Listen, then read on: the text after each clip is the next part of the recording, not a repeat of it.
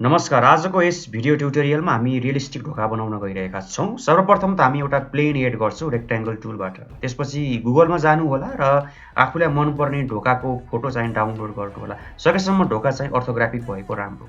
त्यसपछि प्लेनलाई हामी सिलेक्ट गर्छौँ, फाइल इम्पोर्ट गर्नु होला र इम्पोर्टको टाइप चाहिँ जेपेग हुनु पर्यो अथवा पिएनजी र टेक्सचरमा चाहिँ हुनु पर्यो। क्लिक एन्ड ड्र्याग गर्नु होला। टाइलिङ साइज मिल्दैन, so right most click texture position र हरियो ग्रिपले चाहिँ ओभरअल साइज बढाउँछ। त्यही भएर हामी हरियो ग्रिपलाई चाहिँ राइट साइडतिर लग्छौँ र अलिकति चित्तबुझ जस्तो लाग्छ भने राइट मोस्ट क्लिक गरेर डन पनि गर्न सक्नुहुन्छ। सो राइट मोस्ट क्लिक गर्छौँ र डनमा क्लिक गर्छौँ। अहिले केसमा हाम्रो हाइट मिलेन, फेरि त्यहीँ जान्छौँ मेन्युमा र निलो ग्रिपले हाइट मात्रै कन्ट्रोल गर्छ। सो निलो ग्रिपको सहायताबाट हामी हाइट मिलाउँछौँ र यसलाई हामी ग्रुप बनाउँछौँ र यसलाई अलिकति भित्र राख्छौँ रियलिस्टिकको लागि।